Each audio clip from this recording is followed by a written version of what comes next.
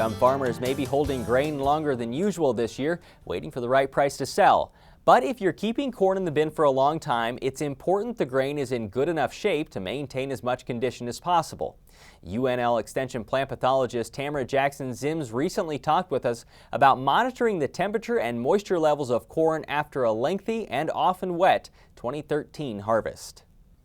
There were a lot of problems that went on during harvest. We had a lot of corn, for instance, that was at very high moisture, and a lot of people might have forgotten, and I want to remind everybody to think back too about some of the problems we had during the season, because during the growing season we had a lot of damaged corn due to hail and high winds that could adversely affect us this winter and spring. So what's the danger once it's in the bin? And bear in mind that some of the farmers might be keeping this grain for longer than usual, waiting for the right price. Yeah, absolutely. And that could present a touchy situation for us, because a lot of that corn may have developed ear rot diseases, for instance, in the field because it got damaged and predisposed itself to some of those pathogens.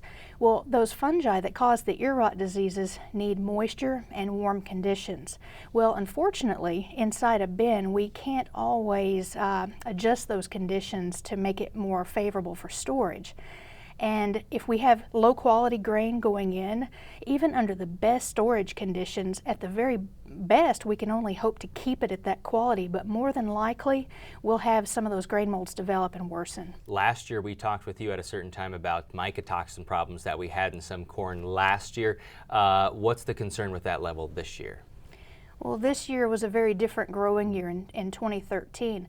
In 2012, we were more worried about aflatoxin and aspergillus ear rot. Well, that disease and mycotoxin accumulate under very dry and hot conditions. Unfortunately, though, there's other mycotoxins. Since we're not worried about aflatoxin, there are other toxins produced by some of the more common fungi like fusarium. And so there is potential to have fumonisin.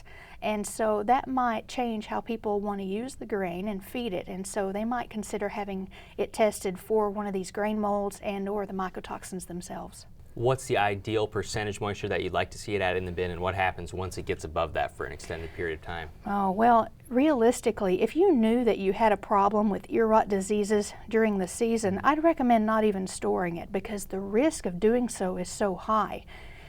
Aside from that, though, if you were forced to try to store it to wait on prices or for whatever reason for use in feed, for instance, getting the moisture down to less than 15% is important to try to stop that mold growth and prevent it from getting worse.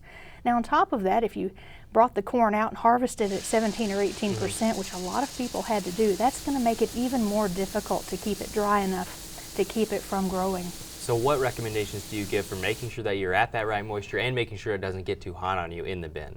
Well, you know, realistically, it takes a long time once we fill up our bins to cool that grain, which is also important, to cool the grain as quickly as possible and also to reduce the moisture as low as we can. Running the bins and running stirrers is one thing, but it might take longer than you might expect to get that entire bin cooled to the same temperature and low moisture. And so we have a lot of tools available online and publications that might help people to estimate that. But realistically, I hope people will continue to check the quality of that corn, and especially as we move into spring and temperatures begin to increase and fluctuate. Once spring comes and that temperature outside begins to warm up, then what do you need to do to ensure optimum quality? Well, this is especially important because as the temperature increases, it causes convection currents, that's air movement inside the bin. And what you have develop are cold and warm spots that change air movement. And then you have condensation develop. And moisture is your worst enemy inside a bin as far as grain molds and shelf life goes. And so I hope people will continue to pull samples and check the quality and check the moisture. And as temperatures begin to fluctuate in the spring, continue to run that bin fan for several days. You mentioned some online resources or just normal resources. Where can people go for more information? Absolutely. We have a lot of free publications from UNL Extension that are online, and they should always contact their local county extension office for more information.